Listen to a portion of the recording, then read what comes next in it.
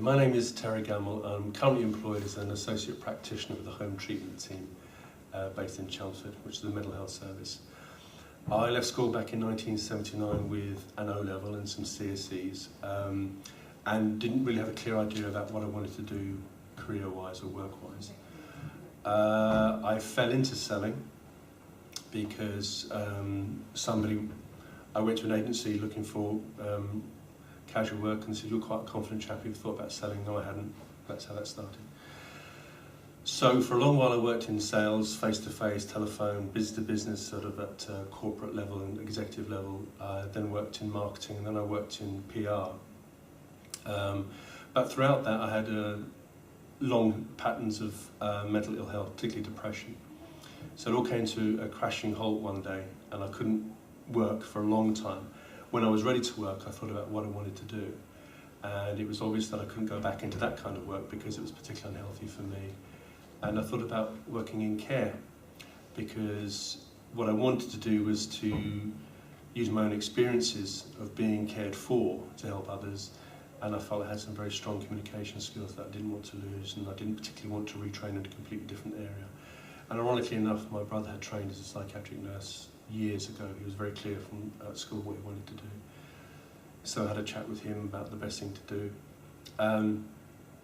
Got a job in a learning disability care home as a bit of a first-hand practical experience. I was told that, I went to an open day at the local university about nurse training. I was told that the best thing for me to do was to join the local NHS trust as a support worker. I'd need to complete the NVQ3, then get seconded to a staff nurse, which is what I did.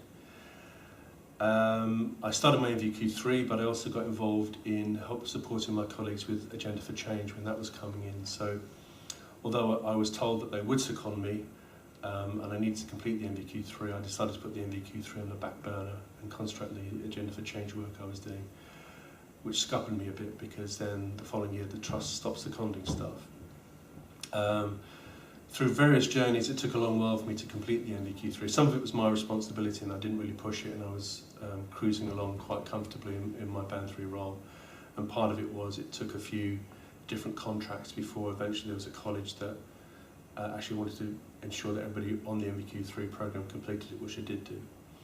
By this time, the Trust had started working on the foundation degree with Essex University, and that was seen as the stepping stone to nurse training. So it took me a few years to actually get onto the foundation degree, and in the end I had to do that in my own time because my manager wouldn't release me from work, so I'd go back one of my off days, which spurred me on because I wanted to prove something to the people that I felt didn't support me, and I wanted to prove something to myself. And also I'd never studied at that level. You know, it was as far as I was concerned, it was academia. I was at university, and I didn't even know if I could complete it. So I set myself the target of finishing it, and finishing it with a distinction, which I did get. That proved the stepping stone to work-based learning to do my nurse training, which I've just completed last month. That was a very intense, relentless course.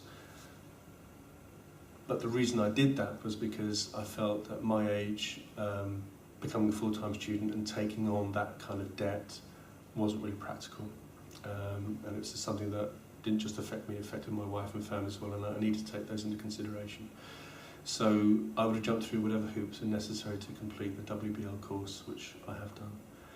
The foundation degree, as it says, has given me a very solid foundation, not just in understanding how my clinical skills are informed and the framework that I should be following and delivering those clinical skills and using them, but also in terms of the bigger picture of the NHS and care and mental health and how it sits not just clinically but also in terms of society, how it's viewed by society.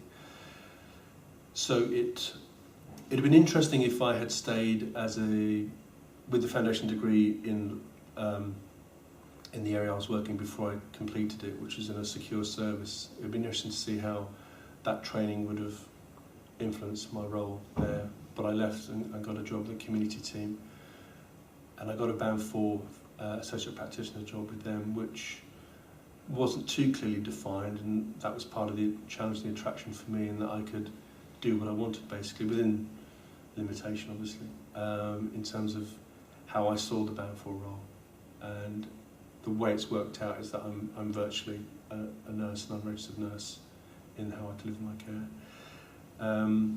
But my time there is up, and I'm looking forward to starting my new role soon enough as a Band 5 nurse with the Criminal Justice Liaison Diversion Team, which is sort of ironic because in a very, very early incarnation I was actually a constable with Metropolitan Police for a while. So it'd be interesting to go back into police cells, obviously this time not slamming the doors on people but actually going inside and seeing what I could do to help them. So I'm looking forward to that. Thank you.